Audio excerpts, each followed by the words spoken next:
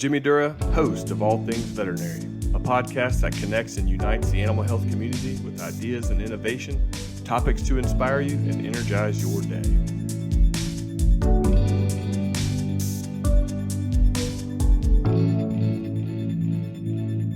Hello and welcome to another episode of the All Things Veterinary podcast. Today we will be joined by our guest, Les Meadowcroft, founder and CEO of VetOvation. Les, first of all, thank you so much for joining us on the podcast today. Jimmy, thank you so much for having me. I'm really excited to talk to you. Likewise, we've been looking forward to having you on for a while now, and obviously our discussion today revolves around the topic of minimally invasive surgery. So to begin, I thought it would be great if you just share your history in the field, how you came to found the company of VetOvation, and who is VetOvation and what you guys do to get us kicked off here. Awesome. Thank you. And great question. So the majority of my career was spent on the human side. So I was on the human side of medical device equipment for about 25 years. Started my career at a division of Johnson & Johnson called Ethicon Endosurgery. So they did laparoscopic surgery, they did stapling, they did vessel sealing technology, they did scoping. That was back in the days when laparoscopic cholecystectomy, the removal of a gallbladder, was kind of in its infancy. So we started doing the first surgeon training on how to put a laparoscope into a patient for a human, and really saw that technology become the standard of care in human medicine, which was really, really exciting to be a part of at Johnson & Johnson. And then I left J&J, went to this small startup company called Intuitive Surgical, which makes a device called the Da Vinci surgical robot, arguably the best technology in the world. It's amazing. They put a surgical robot over the patient. They put the doctor over in the corner of the room because that's where the console is. It's kind of like they're playing a fancy video game. And the movements of their hands get transferred over the robot, which are inside the patient. And that technology evolved to become the standard of care for prostatectomy, for gynecologic oncology, for mitral valve, and some other minimally invasive surgery procedures. So surgical robotics was awesome and a lot of fun. And then, fast forward a few more years, had a problem with the dog. Took my the dog that was our puppy before, as my wife and I got married, before we had kids, to the vet, and the vet said, I feel something weird on their side, and did some blood work, and then did an ultrasound, and fast forward said, we think your dog's got a bad spleen, and we need to take that spleen out. And I looked at my vet, and I looked at the size of his hands, and I said, I don't know that I want you putting your hands inside my dog. We love this dog, and on the human side, we would have taken that spleen out laparoscopically through a couple of little incisions the size of my pinky. I, called some friends over at NC State Vet School, to see if they would do that. And then one thing led to another while I was on the human side, finding out that laparoscopy really wasn't a common thing in veterinary medicine. And then, got this whim that, wow, we should really transfer the technology that's the standard of care in human medicine over to the vet side. And fortunately, everything worked out really, really great. And I left my great job and great career on the human side to start what I've absolutely love is being able to train veterinarians on doing minimally invasive surgery and enabling them to do some really cool, fun stuff. That is awesome. That's a really neat story and history. I feel like that's sort of how a lot of us ended up in the vet space, is that type of experience. So how long has it been since you founded VetOvation, and can you just kind of tell us a little bit more about you guys?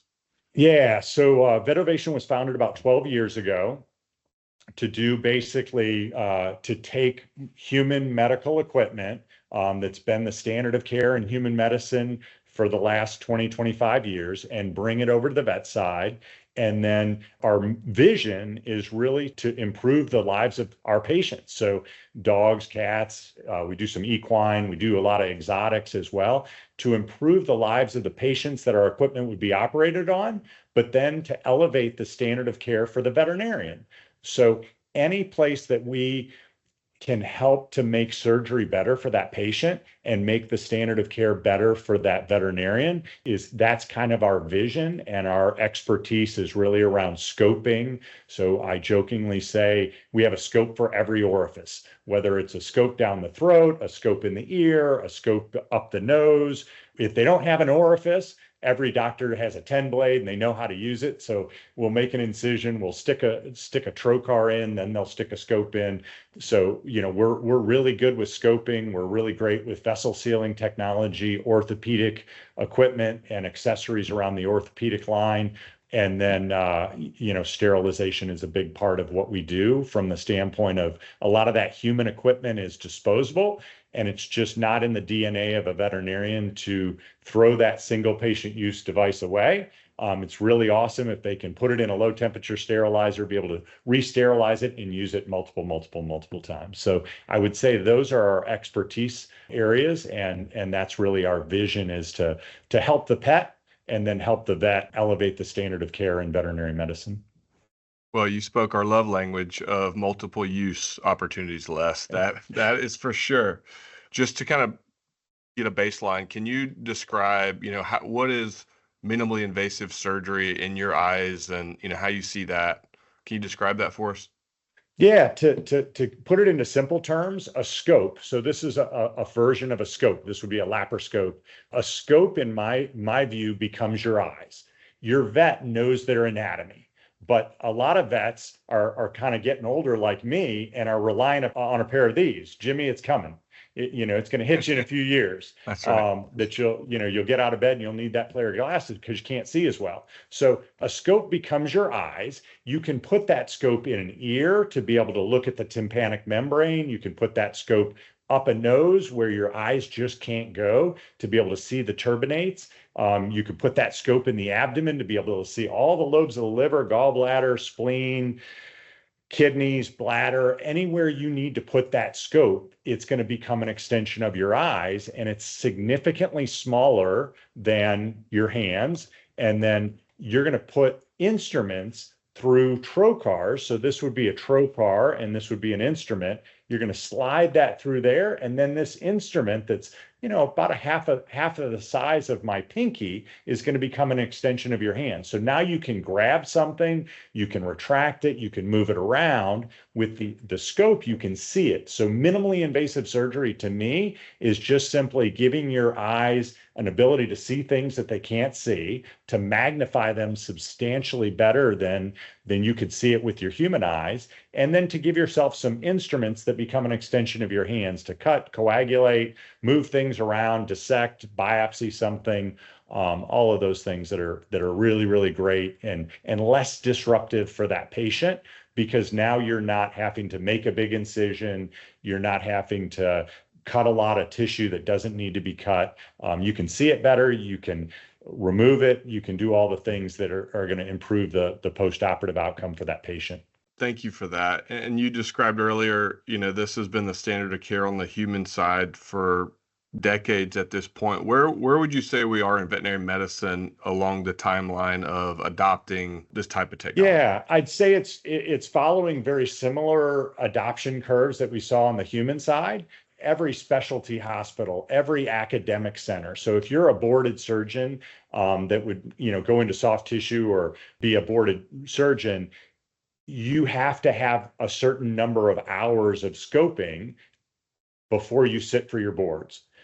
So every University of Georgia, NC State, every academic center in the United States and probably around the world is all doing scoping. That's the standard of care. Every specialty hospital, they're all doing scoping. That's the standard of care, whether it's arthroscopy or laparoscopy. Every dermatologist is looking in ears, with an otoscope to be able to clean out, flesh out that ear. Probably every exotic boarded surgeon is going to, have the ability to do scoping to remove things. Every internist is going to have a scope to go in a stomach and be able to biopsy the stomach or the duodenum to be able to remove a foreign body. And that's evolving down to the general practice area, where the nicer general practices in every community in the United States, there are definitely places that offer laparoscopy, offer endoscopy. And then you kind of evolve that into our world of veterinary medicine. Trick question: what's the unemployment rate in veterinary medicine today if you're a DVM? 1%. Yeah, I would guess 0.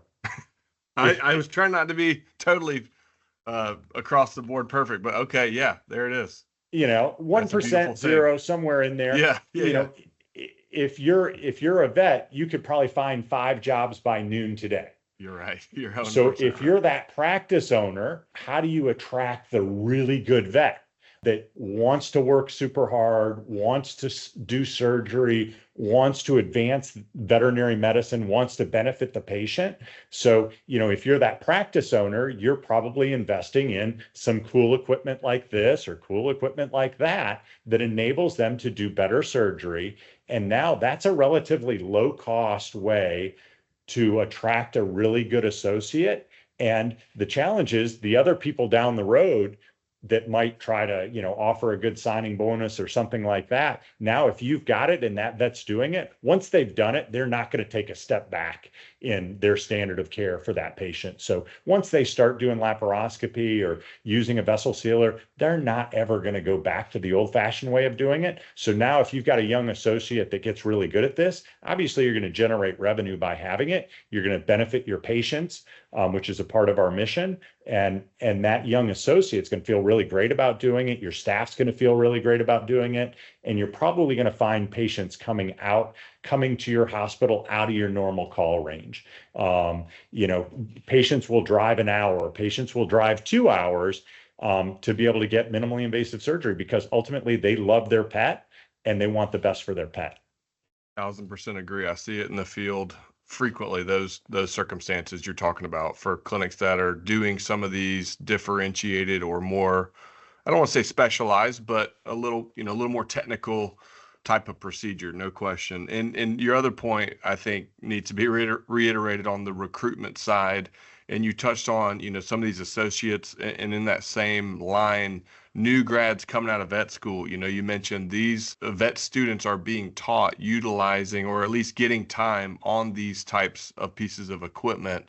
What a great way for a general practice to have that, ready and available when an extern comes through the door, or word of mouth, that type of thing. That's like you said, a really inexpensive recruiting tool in that one, on Absolutely. that one So, hand. so kind of cool story. I was recently at VMX, big veterinary conference, and had a bunch of different people throughout the meeting come up to me, and they were kind of young, relatively recent grads, and they were like, "Man, I use that vessel sealer. That thing is so fantastic." When I was a vet student, I did one spay and 2 neuters. Their surgical experience was just relatively low, and they were a little bit inexperienced. And this enabling technology, being a vessel sealer, they got thrown into a general practice environment where they pretty immediately had to do spays, had to do neuters, maybe were there if it was a small practice and hemoabdomen came in and got thrown into having to do like a splenectomy, which is a pretty big procedure. And they're like, wow, if I didn't have that vessel sealer, my stress level went through the roof. And if the doctor's stressed, the tech in the room is probably stressed. And then they're getting stressed, and maybe there's a little bit of bleeding in that case. That stress is probably being added to, hey, go get the practice owner, pull him in here. He's probably in clinic seeing patients. And now he gets pulled out. So now the client who was seeing him is upset that their day is delayed. And now the office staff and the gal that's up at the front that's now having to tell people in the waiting room, oh, we're running behind because we had an emergency and we had to pull another vet off. But if you had a vessel sealer that is super easy to use, you basically clamp it on the tissue, you hit a button on the back, it's going to tell you when it's sealed that tissue that's in the jaws, and then the doctor's going to slide the blade. They no longer have to dissect out the tissue, dissect out the vessel, tie a knot, make sure that that knot is secure. It alleviates that fear of getting bleeding intraoperatively. It helps them sleep better at night because they're now not staying up at night. Hey, did my knot get tied? Is that patient going to have any post-op bleeding? This technology is fantastic and enables them to do surgeries a lot less stressful for the vet, and then significantly better for that patient. That's a great story. If I was a vet and I was just reluctant and hesitant and maybe skeptical, and Les, I don't know, man. I don't know if this type of technology is for me. What do you say to a vet like that?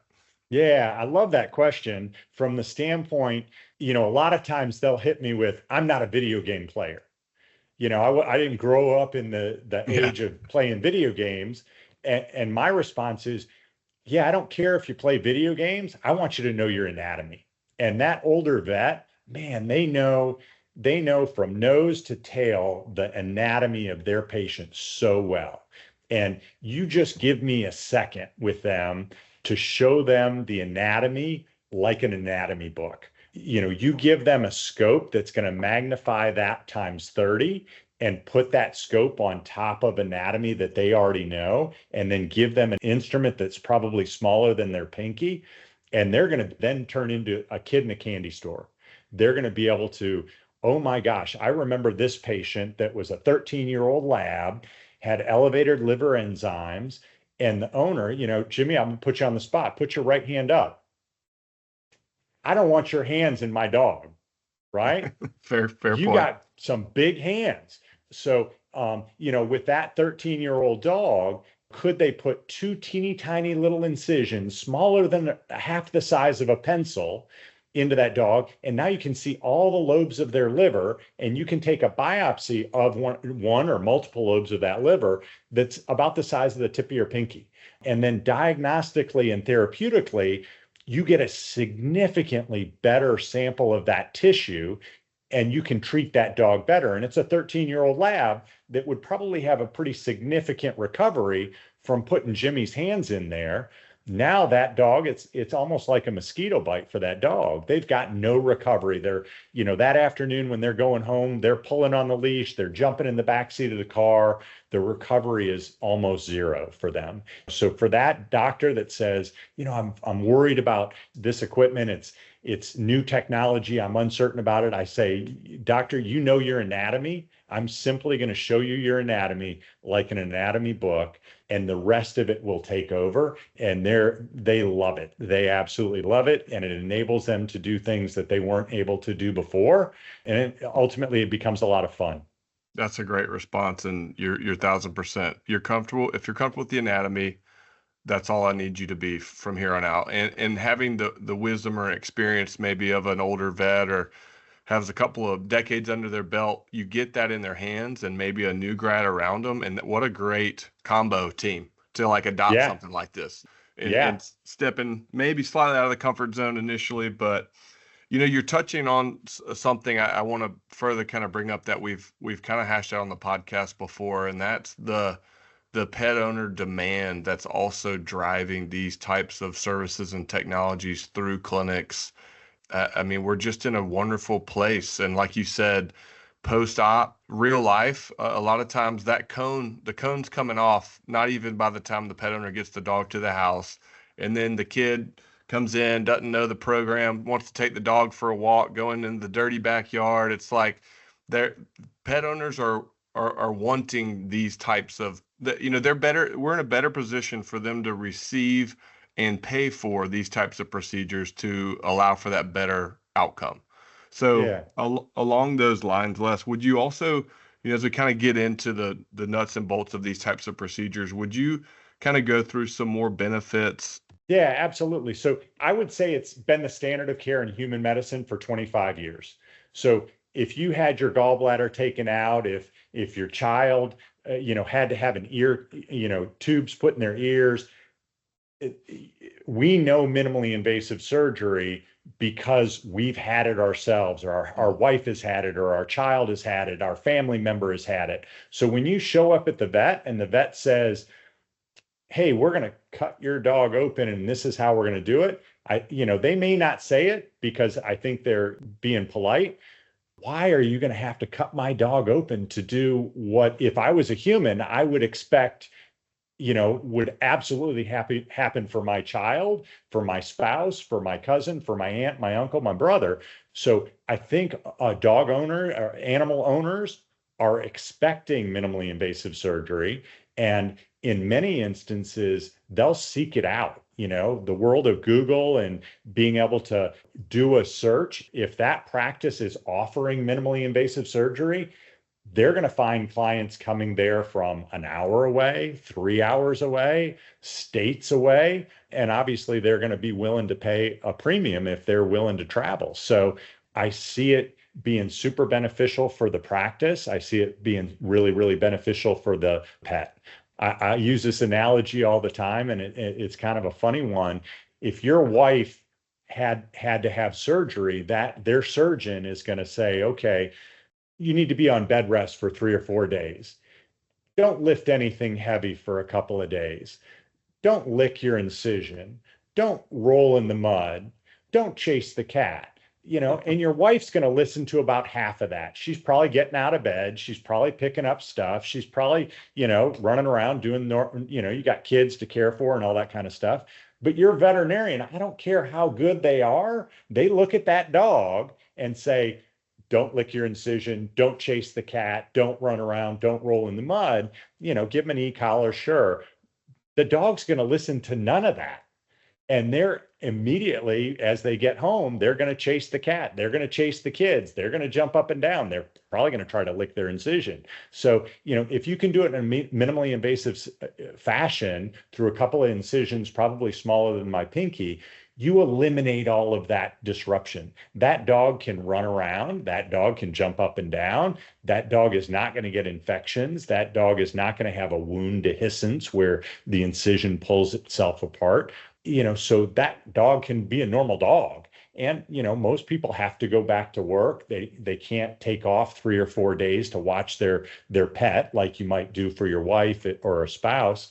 So, it's a great win for the pet, and it's a great win for the pet owner. No question.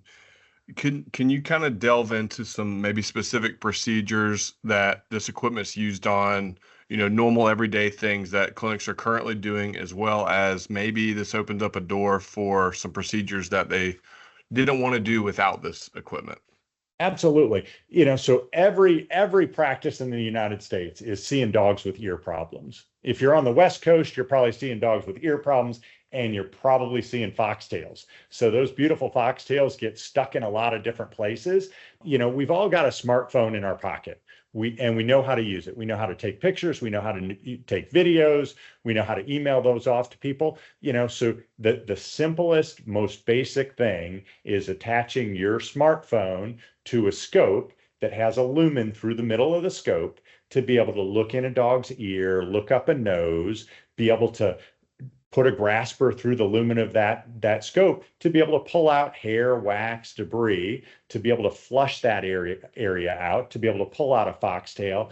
And it's technology that they know how to use because it's their iPhone or their smartphone. It's anatomy that they know. They've looked into an ear their entire career, and now you're enabling them to treat that ear better and resolve itself and not have, recurrent ear infections and problems and things like that. So I would say ears is a great place for our technology. A lot of dogs just eat stuff. The kid's eating breakfast and he throws the pacifier off the table and the dog eats up the pacifier. You can take a gastroscope down the throat into the stomach. You can grab that foreign body that the dog wasn't supposed to eat to begin with, and you can pull it out versus, once again, not to call you out on the size of your hands, but, versus that doctor having to do a laparotomy, open that dog up, pull that foreign body out, recover that dog, have the staff in the hospital have to deal now with that laparotomy, relatively big surgery patient, and then the owner have to deal with that. Now you can go in with a scope, you can pull out that foreign body. It's probably a 15 to 20 minute surgical procedure, and you can enable that dog to go home. They don't even look like they did anything wrong. They have absolutely no guilt over, eating that foreign body and having to go to the vet and disrupt the owner's day with that. But, endoscopy is a super common thing that we do along with otoscopy. And then, a lot of this is really enabling technology. So, a lot of people like to get these cute, adorable Frenchies that, unfortunately just can't breathe very well. And we can argue a lot of things, SEC versus ACC, or, take it to the Super Bowl coming up, you want one team or you want the other team. We cannot argue oxygen is good. right? So That's you right. take that little Frenchie that just can't breathe and you take that throughout their life, it's going to make them lethargic. It's going to make them not be able to breathe, sleep well at night. It's going to get them kicked out of the bedroom because they're snoring. It's going to lead to diabetes. It's going to lead to, obesity and all these problems where if they had enabling technology like a vessel sealer that could, at the time of a spay or neuter, go in the back of the throat, remove that soft palate, and open that airway up so now that patient can breathe, and you could do that in 30 seconds, now you're benefiting that patient for the lifetime of that patient. Take it to another area around a large breed dog. I mean, these are beautiful, gorgeous dogs that are, just large breed and sometimes a little bit on the hyper side. So you leave that dog at home all day, you go off to work, and that dog gets in the garbage can, they're going to eat everything in that garbage can. And they're going to then potentially have a bloat. And if they're a large breed dog, that bloat could lead to a torsion of their stomach where their stomach turns onto itself and it's going to cut off the blood supply. It's very painful for the pet, very traumatic for the owner when you pull in, put the garage door up and you see your dog there laying on the ground and is really, really sick. Now that would become a very urgent surgery where at the time of a spay or a neuter, if you could do it in a minimally invasive fashion, you could do a prophylactic gastropexy where you tack that stomach to the abdominal wall, you do it through a teeny tiny little incision, and now you've protected that patient from having that torsion of their stomach for the life of that patient, which is really just fantastic. And it's an easy thing for that general practice vet to be able to do, and it's a really, really beneficial thing for that patient. Those are really great examples. A couple things that jumped to mind when you were going through those is, back to the ear scope. I mean, what a really neat tool also to maybe incorporate the pet owner in the exam room and see the problem that's going on right from your phone. Like you said, Yeah, if you can get eyes on the nastiness that is inside a dog's ear as a pet owner, you're probably going to be a lot more ready to listen to the doctor's instructions on how to prevent this again and how bad it's gotten. So that's a great tool in the exam room as well as a absolutely. maybe. And Yeah. really, really, really helps that the vet get the owner involved in the care for the patient. If they can see that really nasty, dirty ear and how bad that is and how compacted it is on top of the tympanic membrane or the eardrum, then hopefully when they get it cleaned out, flushed out, and get it back to normal, the owner is then going to have seen those bad pictures and know, I really got to clean out that dog's ear a little bit more frequently. And, let's flush it and let's keep it clean because no one wins if that dog ends up getting a TICA. A TICA is where they, basically remove all that stuff in the ear. The dog loses the ability to hear, and that's a huge loss for that dog, and it's a really invasive procedure.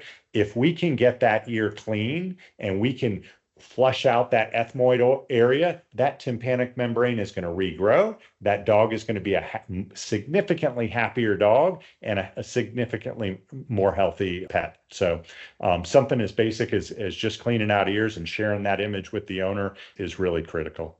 For sure. And the other thing is, man, I wish we could start a trend in our hospitals of like shadow boxes aligning the surgical suite of all the foreign bodies and objects that have come out of all of our patients. So probably my two favorite texts to get, and this comes usually on a Friday night or a Saturday night, sometimes Sunday night. I'll get a text from a vet that we, gotten an endoscope to, or we've gotten a vessel sealer to, and they'll be like, "Oh my gosh, I just pulled this out," and you'll see this nasty stuff on the back table of, sometimes it's old socks and, sometimes it's hair ties. You'll see a half Oh dozen yeah. hair ties. Sometimes you'll see a fish hook. Obviously that's a great thing not to have left in your pet. And then the other one is it's kind of like they're fishing. They'll be like, look at this spleen. I just Yeah, got this holding it spleen up. out in 15 minutes and it's a Saturday night and they weren't wanting to be in the hospital. And, it's like they just caught the big fish and they want to mount it up on the wall. They're sending me a picture of this. I got this spleen out. It took me longer to close the skin than to get the spleen out. And you're like, yeah, that is awesome. So I get super fired up when I get those text messages. And usually my daughter's not a huge fan of blood and gore. So my wife's sitting next to me on the couch watching a movie or whatever. And I'll be like, hey, look what I just, some vet somewhere just did. And, if my daughter gets wind of it, she's like, Dad, don't show me that. So it's always, those are super rewarding for me and a lot of fun to see what this enabling technology, helps a vet be able to do. I'd love for you just to run through. We've talked about a few, otoscopy, endoscopy, laparoscopy, cystoscopy, all the oscopies just that we can do. I'd love to go ahead and dive in to help, give some tips on how a clinic can get started if they have shown in, just kind of move through that cycle, if you will. Yeah, so VetOvation, they can start really small or they can go big or anywhere in between. We have scopes that attach to an iPhone. That's really low cost, under a couple of $1,000, enables them to be able to treat ears better, be able to go into a nose and treat, issues that might be going on within that nose really, really well. They can take that a step up to being able to do endoscopy with a flexible scope. They can go into the abdomen. They could go into a joint. If they just wanted a vessel sealer, we can enable them with just a simple vessel sealer. I think the beauty of Patterson is you've got reps all over the country. They're super knowledgeable. They're a great resource to that practice owner or the associates in that practice. And they've probably got experience seeing this at another hospital. So, ask your Patterson rep, hey, what do you know about vessel sealing or what do you know about scoping? Because they've probably seen it at another hospital and they can say, oh yeah, I saw that at Care First Animal Hospital up the road. And, they use it to treat ears. They use it to treat noses. They've got a vessel sealer that helps a young associate. And then let me get you in touch with VetOvation, and somebody from our team can jump on the phone with them along with their territory manager and talk through, hey, this is how you would evaluate this equipment in your hospital. This is how you would get trained on this equipment in your hospital. And this is how it would benefit them. I will, sort of boast a little bit. I think the training that we do in the hospital is the best training in veterinary medicine. I think we have a way of doing it that helps them to make it the standard of care. And I do believe that's better than anybody else that does it. I take a lot of pride in that. Well, it shows based on what I've seen firsthand and a lot of our team for sure. So, as we kind of start to wrap up, Les, I'd love to jump and just, okay, you've got a clinic, they've adopted this new technology or a couple pieces of equipment or what have you. What advice would you have to those new hospitals as a way to get the word out to their clients and the community? Like what are some best practices there?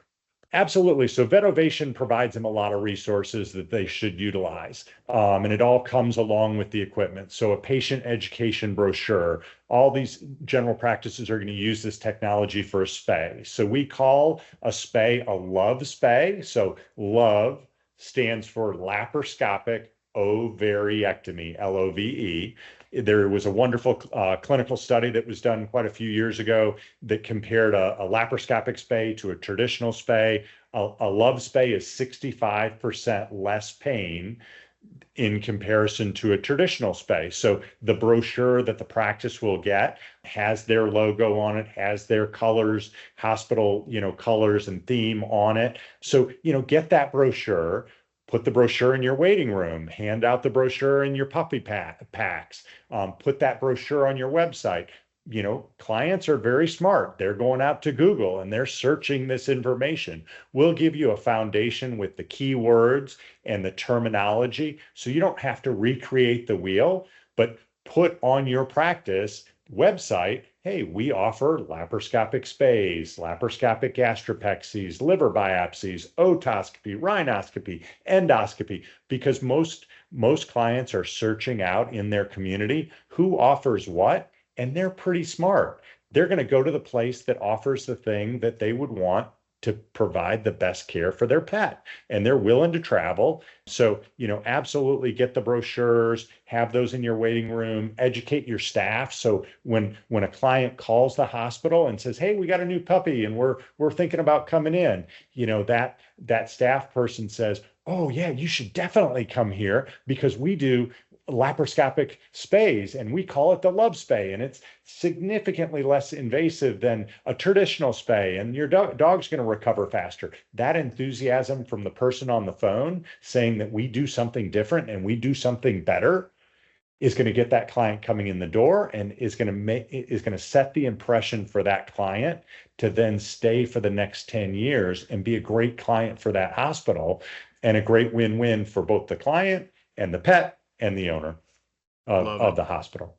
I love that. Thank you. And no better marketing tool than a happy pet owner who's gotten something really neat and they're excited about. That's the best advertising out there. And this is a kind of differentiated service that they're going to want to tell their friends. We're in that environment that these things are discussed, Yeah, a lot of us love or hate social media, but Right. absolutely, if they pull out a foreign body out of that dog, they should take a picture of that and the dog, with the consent of the owner, but they should put that out on social media and tell their community, "Hey, we do something that maybe the other practices down the road don't do. So if you end up in a situation with a dog that has a foreign body, come to us because we'll take it out in a less invasive fashion." And then, for that practice that is doing laparoscopy, share that on social media. Your clients are very smart and they're reading some of those posts. And then if their vet doesn't offer it, they're probably going to come see you and have you treat their dog's ear, have you do a laparoscopic liver biopsy for that older dog that's having some issues and needs it. And you turned it down from your vet that said, "Yeah, we're going to cut them open. I'm going to put my hands in there. I'm going to do a true cut biopsy." And, if you can do it in a minimally invasive fashion and they saw that via social media, they're probably going to come to your hospital and ask you to help intervene in the situation that they've got with their pet. Absolutely. Well, Les, this has been a fantastic discussion. Thank you so much for coming on and sharing your knowledge and valuable insights that you've seen over your career and what you guys are doing every day out there. So thank you so much for coming on. Awesome. Well, you're very welcome. And thank you so much to your team at Patterson. You guys have enabled the adoption of this technology so much better than if we didn't have Patterson. All the things that the Patterson folks do by going to so many veterinary conferences where you talk about this equipment, doing the GPS programs where you're helping people fulfill their dreams of opening a practice and enabling them to open those practices with cool technology. And then, just day in and day out, being a resource for, the practice owners, the office managers, the staff there, to be the expert, because you're probably walking through 10 practices in a day and you're seeing what all those practices do really, really well. And then now when that practice owner asks you, "Hey, how does somebody else do something?" You've got that wealth of knowledge that gives them the solution that they need, and you can share what you saw down the road and give them that. So thanks to all the great things that Patterson and the team does, because you got some really great people and you're really helping to benefit veterinary medicine by your expertise. Well, thank you, Les. And last mention is we will put a link in our show notes of this episode to your website where folks can learn more as well as access some of those videos you were describing. So thank you so much, and we'll talk again soon. Sounds great. Thank you so much. Have a great afternoon.